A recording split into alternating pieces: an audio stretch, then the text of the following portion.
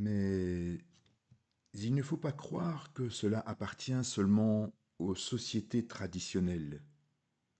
Ici, dans nos villes occidentales, nous aussi nous cherchons, nous aussi nous inventons.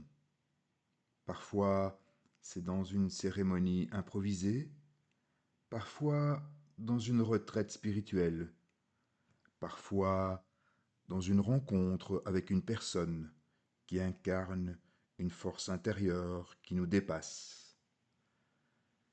Même dans les hôpitaux, certains demandent une bénédiction, un geste, une parole qui donne sens à leur douleur. Le sacré, qu'il soit camouflé ou convoqué, n'a pas besoin de grandes démonstrations. Il agit dans le registre du symbole, du récit, de l'émotion profonde. Il transforme une simple situation en expérience pleine de sens. Il nous dit que nous ne sommes pas seuls, que quelque chose accompagne notre traversée. Et ce qui est beau, c'est que ce sacré prend mille formes. Pour les uns, il se cache dans l'art, dans la beauté. Pour d'autres, il surgit dans la prière, dans la foi. Pour certains, il s'invite dans le lien à la nature, dans le contact avec les arbres, les rivières, les montagnes.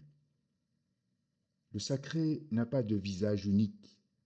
Il se déplace, il se déguise, mais il garde toujours cette capacité d'ouvrir nos existences sur l'infini.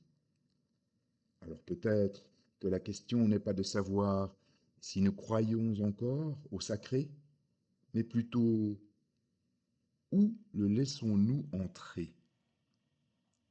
Est-ce qu'on lui permet de se camoufler dans nos gestes quotidiens, dans une parole d'amour, dans un silence habité?